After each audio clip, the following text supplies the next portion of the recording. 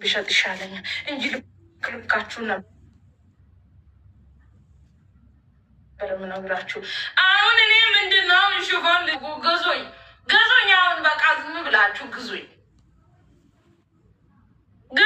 ዝም ብላችሁ ግዙኝ። ቅስፈት አታስወሩኝ በጠዋቱ። ልጅቷ ላይ አትጩበት። ምን ቤት ነሽ አንቺ? ምን አገባሽ? የሚያልከትሻል ስለ ልጅ ከእናቷ በላይ ያውቃሉ ያለ ቡዳ ነው አልኩ።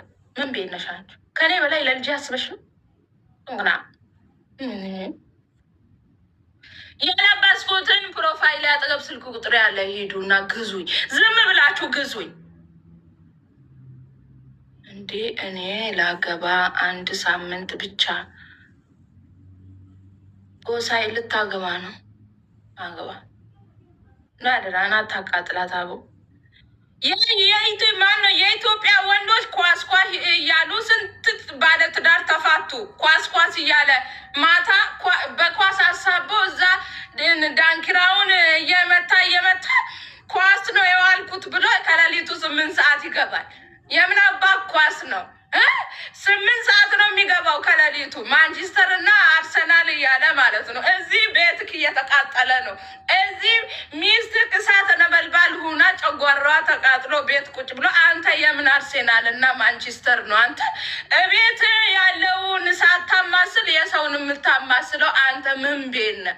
ጭራሽ ብላችሁ የሰርጋችሁ ዕለት ኳስ እያያችሁ ሰርጋችሁን ማደም ጀምራችሁ ትንሽ ቆይታችሁ እናንተ ሌላ ነገር ውስጥ ታያላችሁ። ጤነኛ አይደላችሁም የኛ ወንዶች። አሁን ላይ ሄድባችኋለሁ። እንደ በዛ እንዳውም ሚስት አታገኙም። ካምባል ማን ይቃጠላል ከእናንተ ጋር? እኔ ሳስበው ሌላ ሀገር ዜጋ የእኛ ሴቶች ሲያገቡ ወዱ አይደለም። ሌላ ሀገር ዜጋ ሚስቱን ይዞ ሂዶ አብሮ ነው የሚያየው ፈታ የሚለው። የእኛዎቹ ሚስቱን ቤት አስቀምጠው እዛ ዳንኪራውን ቢራውን እየጠጣ አምሽቶ ሲመጣ ደግሞ ይቅርታ ማለት እያለበት አያ ጭቅጭቅኛ ቦ ይላል። ደግሞ ጮጋራ ከአንተም ብሶ አያ ጭቅጭቅ ጥሩ ግበል። የኔ ባል እኮ ኳስ አያይም።